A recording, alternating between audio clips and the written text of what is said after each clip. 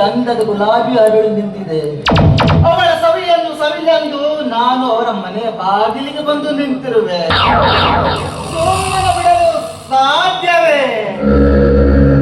ಏನವಳ ನಡಿಗೆ, ಏನವಳ ಮೈಮಾಟ, ವರ್ಣಿಸಲು ಪದಗಳೇ ಬರ್ತಾ ಇಲ್ಲ. ಹೇಗಾದ್ರೂ ಮಾಡಿ ಆ ಜಿಂಕೆಯನ್ನು ಈ ಸಿಂಹನ ಬೇಟೆ ಮಾಡಲೇಬೇಕು. ಅರುಣ್,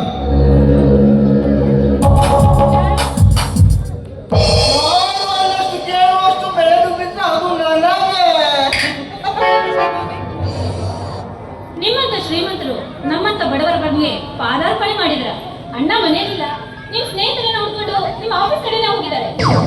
ಹಾಗಾದ್ರೆ ಒಳ್ಳೆಯದೇ ಆಯ್ತು.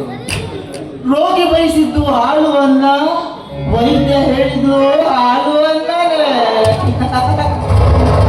ಹಾಗಾಗಿ ನಿಮ್ಮ ಅಣ್ಣನಿಗೆ ನಮ್ಮ ಕಂಪನಿಯಲ್ಲಿ ಒಂದು ಕೆಲಸ ಕೊಡೋಣ ಅಂತ ನಾವು ಮನಸ್ಸು ಮಾಡಿದ್ವಿ.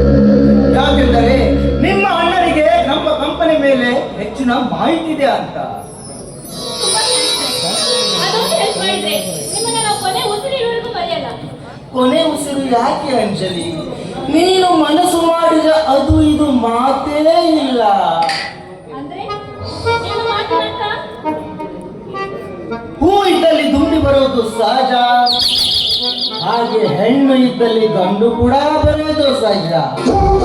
ಯಾಕಂದ್ರೆ ಅಂಜಲಿ, ನಿನ್ನನ್ನು ಯಾವತ್ತು ನಾನು ನೋಡಿದ್ಯೋ ಆವತ್ತೇ ನಾನು ನಿನ್ನ ಅರಗಣಿಯಾಗಿ ಮಾಡಿಕೊಳ್ಳಬೇಕೆಂದು.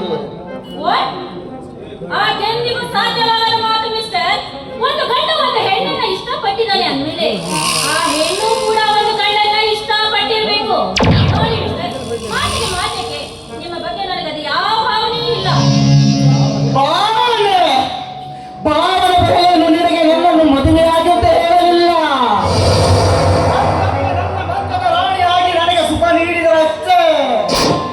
ನೀನಾಗೆ ನೀನು ಬಂದರೆ ಸರಿ, ಇಲ್ಲದಿದ್ದರೆ ನಿನ್ನನ್ನು ಬರುವಂತವಾಗಿ ಹೇಳಬೇಕಾಗುವುದು ಜೋಕೆ. ನನ್ನನ್ನ ಎಳೆದು ಇಲ್ಲು ನಿನ್ನ ಮನೆಗೆ ಸಾಗಿದ ನಾಯಿಯನ್ನು ತಿಳಿಯೇನು? ನೀನು ಮನಿತನ ನಾಡಿನಲ್ಲಿ ಹುಟ್ಟಿದ ಹೆಣ್ಣು ನಾನು.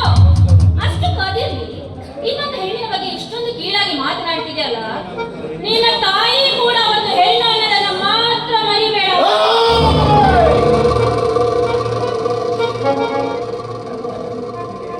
ನನ್ನ ಹೆತ್ತಾರ ಬಗ್ಗೆ ನಿನ್ನ ಮಾತನಾಡಬೇಕಾಗಿಲ್ಲ. ಈ ವರ್ತನೆಗೆ ಚಪ್ಪಲಿ ತೋರಿಸುವಷ್ಟು ಬೆಳೆದು ಬಿಟ್ಟ ಮೇಲೆ ಅಂದ ಮೇಲೆ ಸುಮ್ಮನೆ ಬಿಡಲು ಸಾಧ್ಯವೇ ಇಲ್ಲ.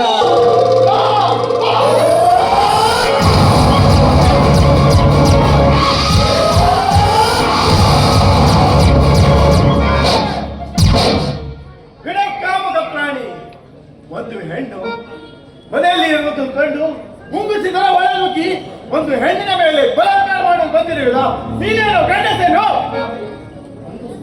ಗಂಡಸು ಮುಖದ ಮೇಲೆ ಮೀಸೆ ದಾಡಿ ಬಿಟ್ಟು ನಾನೇನು ನಿನಗೆ ಗಂಡ ತೋರಿಸಿಲ್ಲವೇ? ಒಂದೊಮ್ಮೆ ಈ ನಿನ್ನ ಪಕ್ಕದಲ್ಲಿರುವ ಗಿಳಿಯನ್ನು ಬಿಟ್ಟು ನೋಡು. ಅವರ ರಸವನ್ನು ಹೀರದೆ ಹೋದರೆ ನಾನು ಮೀಸೆ ಹೊತ್ತ ಗಂಡಸ. ಹೌದು ಹೌದು, ನಿಮ್ಮ ಮನೆಯಲ್ಲಿ ಕೂಡ ಒಂದು ಹೆಣ್ಣಿದ್ದರೆ ನೀನು ಈ ರೀತಿ ಕ್ರೂರವಾಗಿ ನಡೆದುಕೊಳ್ಳುತ್ತಿರುವುದ? ಇಂಥ ಭಾರತ ಮಾತೆ ಮಡಿಲಲ್ಲಿ ಹುಟ್ಟಿ ಇಲ್ಲಿಯ ಸಂಸ್ಕೃತಿ ಬಗ್ಗೆ ಅರಿವಿಲ್ಲದಿದ್ದರೆ ನಿಮಗಂತ ಹೇಳೋ ಪ್ರಯತ್ನ ನಿಮ್ಮದು ಬೀದಿಯಲ್ಲಿ ನಿಂತು ಚೀ ಚೂ ಎಂದು ಉಗಿಯಬೇಕು. ಲೇ ರತ್ನ, ಒಂದು ಹೆಣ್ಣಿನ ಮೇಲೆ ನನಗೆ ಈ ರೀತಿ ಅನುಭವ ಮಾಡುತ್ತಿದ್ದೆ ಅಂದ ಮೇಲೆ ನಿನ್ನ ಬಂದು ದಿನ ಗತಿ ಇದೆ ಮಗನೇ.